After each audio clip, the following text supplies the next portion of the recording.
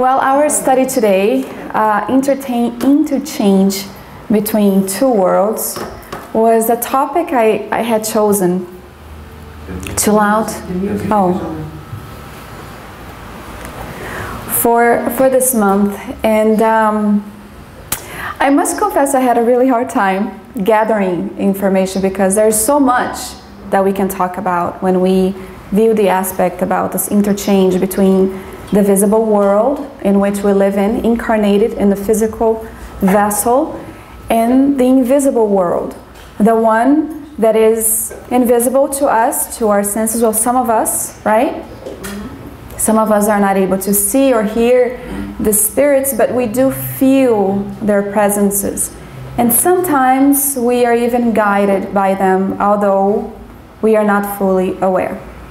So the books that we used for reflection this morning are noted here, Action and Reaction and No Solar, which is not noted here, but they're the two books that are inside a series of books brought on by the medium Francisco Cândido Xavier and the spirit author Andreia Lewis. And he brings us a lot of information about what happens on the other side of life.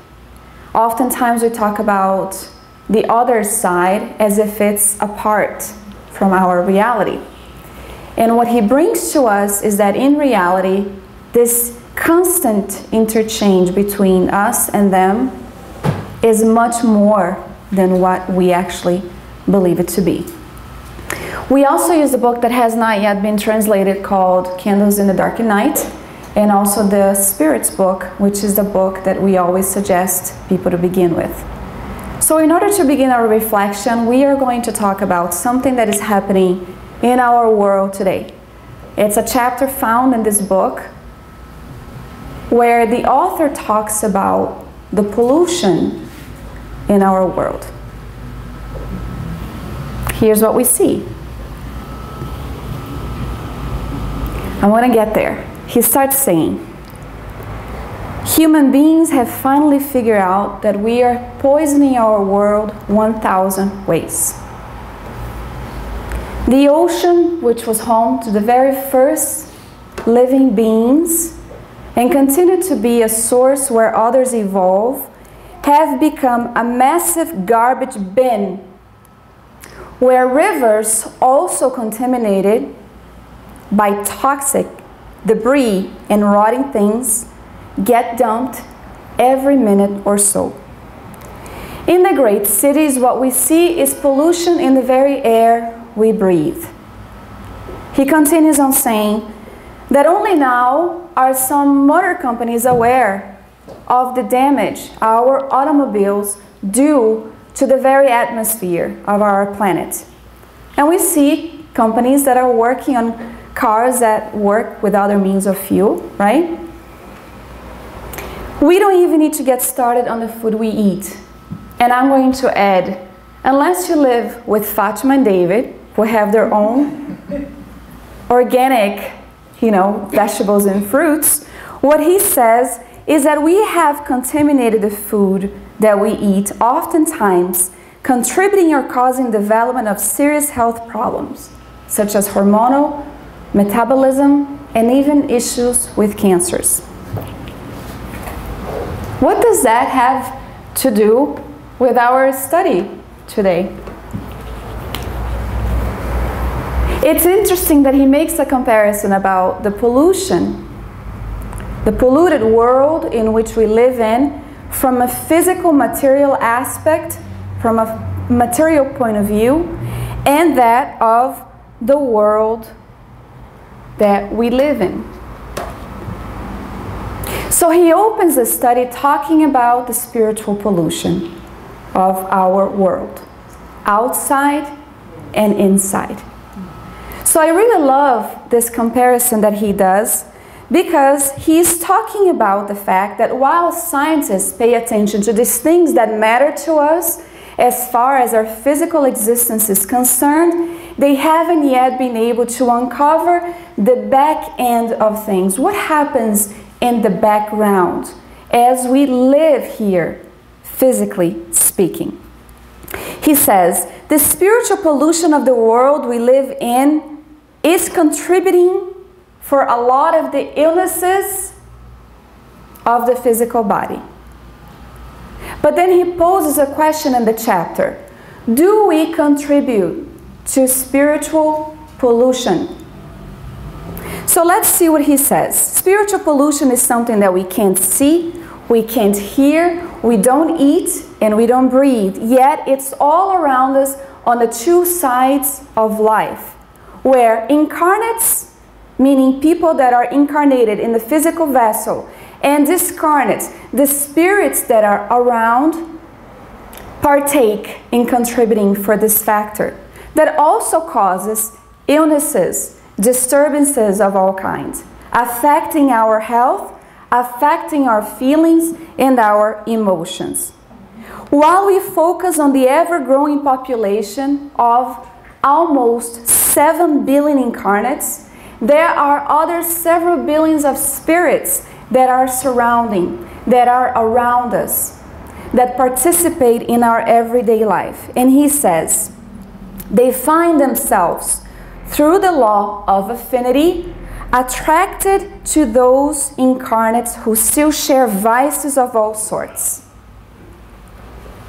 So now we stop and start thinking about what he's saying here, right? He's talking about the fact that we have, when he wrote the book, he talked about between 3.4 to 7 billion beings incarnate. But then now we know the reality of the numbers of incarnates that make up our planet. But then he talks about an entire cloud of billions of spirits that are with us here. They are discarnate souls of those who wander like that after the grave, unable and unwilling to examine and readjust themselves on the pathway traced by Jesus. And when they talk about the law of affinity, he's also talking about us.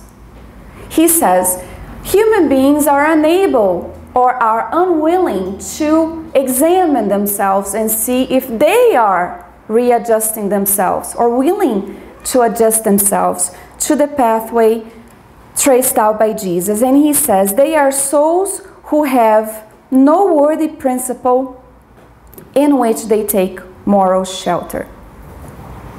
On the inside, these spirits that are attracted to us by the law of affinity are agitated, tormented, hoping for a life that they left behind.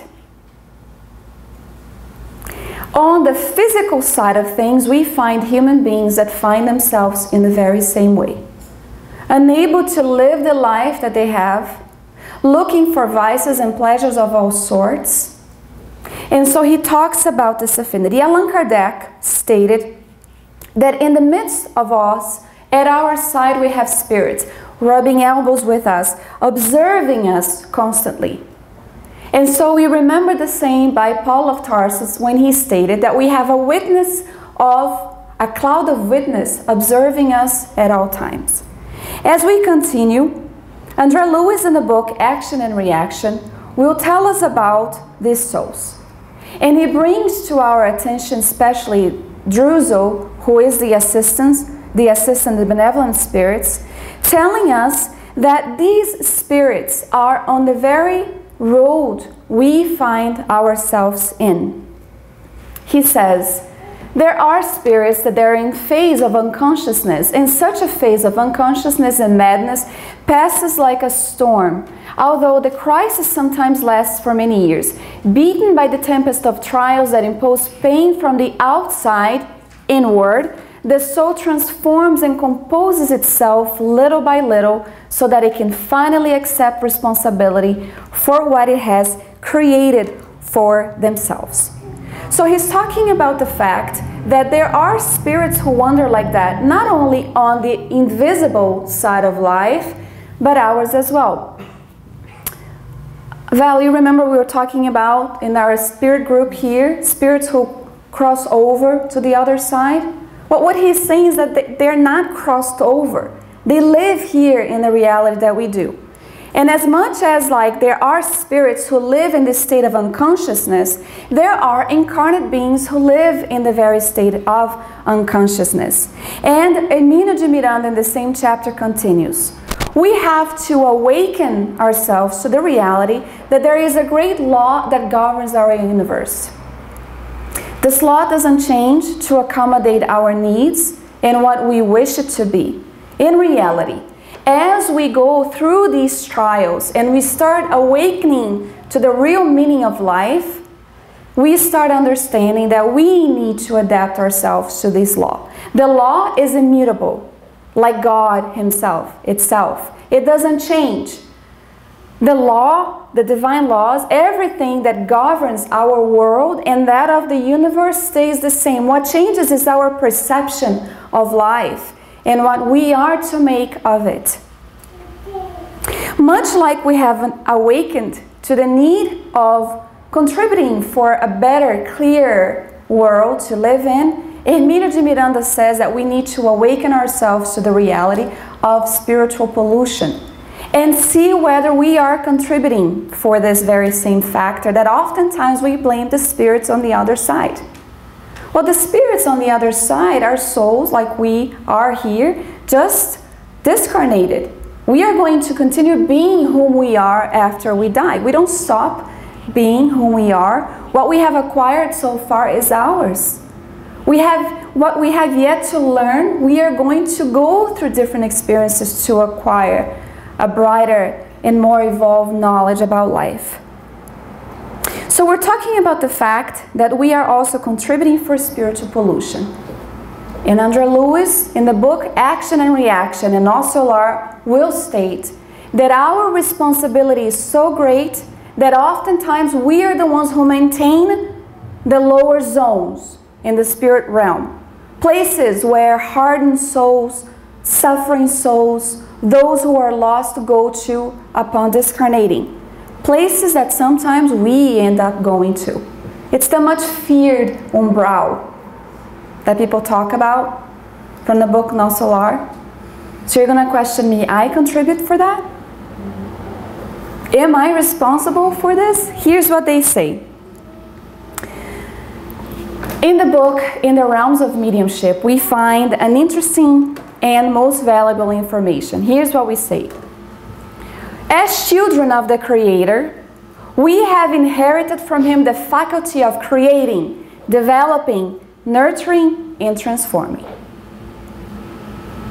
So we're talking about how we are able to contribute for the spiritual pollution, creating such a place as the umbral. He says, naturally, circumscribed within the conceptual dimensions in which we find ourselves, and in spite of the insignificance of our position when compared to the glory of the spirits who have already reached the angelic state, we can radiate the active energy of our own thoughts, thereby establishing around our own individuality the psychic atmosphere that is particular to each one of us. So understanding that we are establishing around us the very psychic atmosphere that is particular to each one of us, we have to start questioning what kind of atmosphere are we creating for ourselves and how is this contributing for the overall goodness or not so good state of those that are around us. He continues in saying, each world possesses its own electromagnetic field tensor at the level of the gravitational force in which it is balanced. So now we know that in a planet like ours, we are here because in reality, the way we resonate, the way we vibrate, we still belong here, dense, heavy, yet we are progressing, we are evolving. As we awaken our senses to this reality, as we take responsibility for our actions, as we try to willingly adjust ourselves to the pathway traced by Jesus, we are going to find that this is going to change. And with it, our perception of the divine laws that governs us. He continues in saying, each planet revolves within the orbit assigned to it by the laws of equilibrium, but without exceeding its own lines of gravitation, just as each consciousness evolves in the spiritual group to whose activities it has subordinated itself. So we comprise a vast group of intelligence that are attuned to the same vibratory pattern of perception. We are part of a whole made of billions of beings that form, so to speak, earthly humankind. From this, we see how profound this interchange between our two worlds truly is. He finalizes in saying, we attract spirits who are attuned to us as much as we are attuned to them. So sometimes in the case of obsessions, we find and we call ourselves victims of the spirits, when in reality, oftentimes we are attracting them by the way that we live. After all, there is a law of affinity. Maladjusted minds will attract like minds. Yet, when we surround ourselves with uplifting prayer, as we're going to talk about, things do change, because we're talking about here vibratory patterns of perceptions. If it's true that each one of us can only give according to what he or she has, it is unquestionable that each one of us receives according to what he or she gives. We read all of this to bring about what the book No Solar talks about as far as the lower zones is concerned. And Andreia Lewis brings explanation stating that there is no hell after what died. What there is in reality is an immense umbral situated between heaven and earth, so to speak, a dolorous region of darkness created and cultivated by the generally rebellion and lazy, insane and sick human mind of incarnates and discarnates. He continues saying, after death, all these multitudes of spiritually unbalanced entities remain in the misty regions which are impregnated with corporeal energies. Now, when we talk about corporeal energies, we can open a whole other aspect of the study to understand what that means. But he says they represent the ranks of inhabitants in the umbral and are close companion of incarnate human beings, separated only by vibratory laws. I love the book brought on by Hermínio de Miranda because it makes us aware of the responsibility that we have. Often we are so fearful of what happens after death, but in reality we find that it's a continuance of how we are here. Don't they say, like minds attract like minds? That's the comment that they talk about here. So, he continues on saying this. It would seem, Andreia Lewis says, that the sphere nearly blends in with the spheres of incarnates. And though the profound meaning of interchange between the two worlds. Yes, he says, the region to where the invisible wires extend that connect human minds to one another. The plane is full of discarnate spirits and thought forms of incarnate ones. Everything we think is created, thought forms, played out from our mind, fluidically created. You need to come to the Spirits Book course on Wednesday to find out what we mean. It's a really great class. And anyway, because in reality, every spirit, whatever it may be, is a radiating nucleus of forces which create, transform, or destroy. We have the faculty within from the Creator. We are able to create, we are able to transform or even destroy, and are exteriorized as vibrations that our earthbound science cannot yet understand.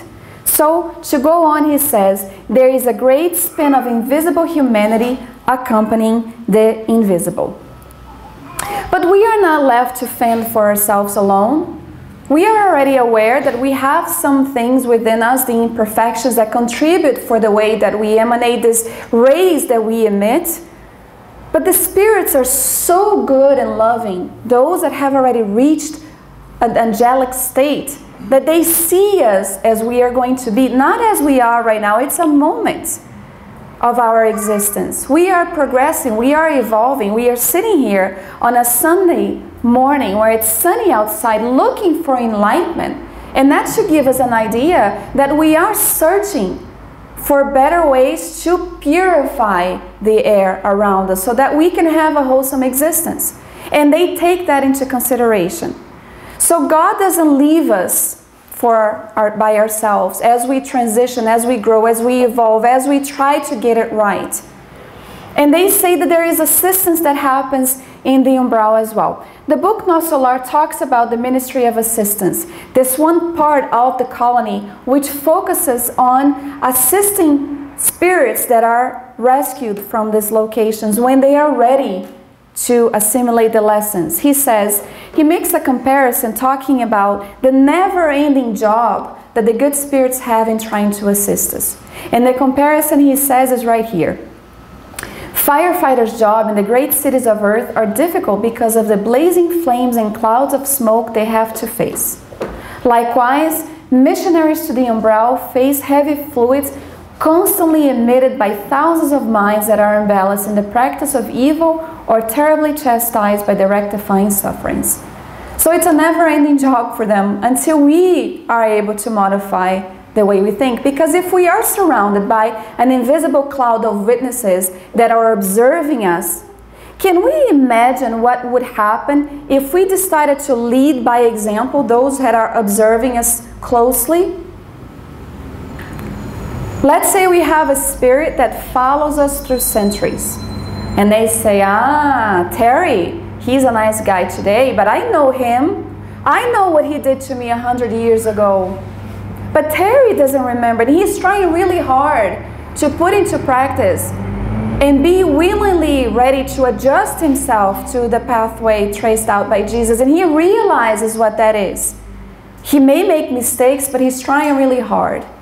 The one who's observing him sees his sincere willingness to change.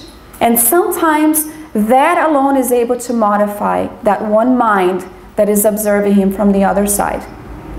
What is Terry doing when he does that? He's contributing for the purification of the spiritual pollution that exists all around us. As we go on, we are going to understand that this divine law that governs everything is in perfect harmony, even if we are not yet in perfect harmony. And one of the things that they tell us is that we shouldn't be discouraged or consumed by pessimism of understanding everything that is going around. Yes, we are responsible for every mental creation, emanation, irradiation, whatever we want to call it, but we also know that we are able to change things around. When Allan Kardec posed this question to the spirits, do spirits have any influence on our thoughts and actions? And they answer in stating that the influence on us is so great that often it is them who is guiding us. Sometimes we focus on the negative side of this answer. But let's focus on the positive side of this. Because if we are trying to modify ourselves, if we're trying to get in tune with the highest energies around through prayer, when we are guided, we are actually attracting the presence of the good spirits. They're there. But through prayer, we open the channel to receive this information more clearly. We'll open for questions at the end. Is that okay? Yes. Okay.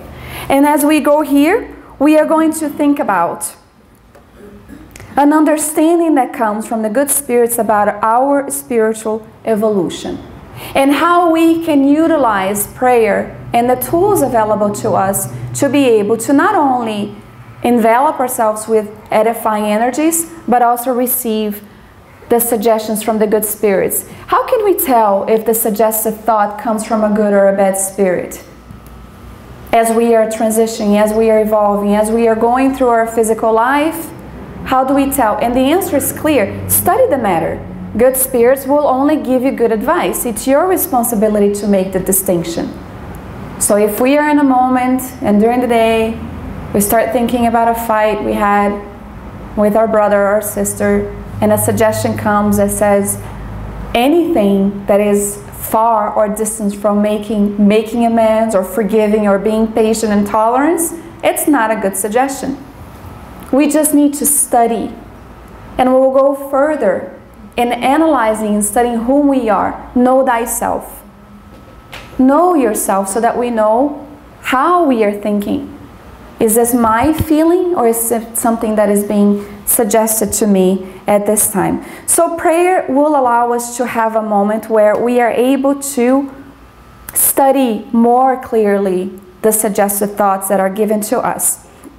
Andreia Lewis will say that prayer is vibration, energy, and power. And we go to this slide here because they state that all elevated prayer is a source of creative and vivifying magnetism, and anybody who cultivates prayer with a proper balance of sentiment gradually becomes a radiating focal point of divine energies. Sometimes creating barriers that not only protects the home the person lives in or their workspace, but even affect an entire street, as Marcelo brought here a few weeks ago, with the need to practice the gospel at home, to bring prayer, meditation, uplifting thoughts inside the house, protecting ourselves from the spiritual pollution all around us. As we go on, we are going to find in the book, in the realm action and reaction, a saying here about this aspect of being able to emanate positive, radiant emissions. He says, what about the emanation of a psychic nature that our surrounding humanity, originating from the colonies of discarnate beings that surround the earth? And he says, every second, each one of us receives trillions of rays of all types. And we emit our own energies that are peculiar to us, and which leaves to act on the plane of life, sometimes in region very far from us. In this circle of continuous exchange, the divine rays emitted by sanctifying prayer are converted into high-level factors of effective and definitive cooperation in the healings of the body, the renewal of the soul, and the enlightenment of the conscious. All of which are needed for us to be able to try to cooperate with each other, with one another, of having a wholesome living experiences as we make an effort to evolve and to progress as well. We often also hear about the difficulties that the messengers of love, the higher order spirits, may have in trying to come to the deep, dense level of where we find ourselves in. And when we practice this, emitting these energies that are peculiar to us at the moment of prayer, it facilitates for them to penetrate wherever we may be, to better give us the suggestions that we have talked about here. So just to finalize and open questions, because this is a short study, just so that we can have enough time to ask questions, and Suzanne and Marcelo are here as well. We are going to finish with what Emmanuel, in the very preface of the book, In the Realms of Mediumship, talks about as far as we are concerned. He says, on this great pilgrimage, we are all instruments of the forces with which we are in tune. When he talks about pilgrimage, he's talking about our spiritual pathway. This voyage we take in, being in the incarnate or discarnate plane. We are all mediums within our mental field, meaning that we associate ourselves with edifying energies when our thoughts flow towards the higher life, or with disturbing and depressing forces, as long as we are still enslaved to the shadows of primeval and tormented life. When we have talked about everything we have talked about here, as far as being in touch, assimilating from other forces, from the other aspect, from the back end of things, of spirits that are attracted to us by the law of affinity, we start understanding this comment by him even clearer. Through the sentiments that characterize our inner life, we emit specific rays and live within the spiritual wave with which we identify ourselves. According to the rays we emit, our own spiritual dwelling will rise within the wave of thoughts preferred by our souls. The question is, once we are able to free ourselves from tormented thoughts, feelings, emotions, often characterized by a process of obsessions, or sometimes things that are affecting us emotionally, spiritually, and physically, and we are able to willingly readjust ourselves through prayer, meditation, to the other side of the spectrum, what spirituality actually offers us, in knowing that we are able to assimilate and get in contact with the good spirits, we can understand the difference. Who here hasn't gone through a process where they feel so tormented, so saddened inside? It's as if everything is wrong. It's so loud, it's so noisy, and we can't find any rest when we go to sleep. Anybody ever feel like this? And when we do search for the light through prayer, through spiritualization, and we find that moment where we are at peace, don't we wish to maintain that? So this is what they're asking here of us. We will, through the rays that we emit, in our own spiritual dwelling, will rise within the waves of thoughts preferred by our soul. So the question is, what do we prefer? To maintain in that position where we are not only being affected by spiritual pollution, but also contributing, or we are making an active movement and effort to deviate from that and seek to purify the very atmosphere around us. Because after all, Emmanuel will finalize saying the phrase that was brought on by Jesus over 2,000 years ago, to each according to his own deed. So it's no one's responsibility, it's really our own, as we take note and become awakened to this reality between the interchanges of our world and the invisible one as well.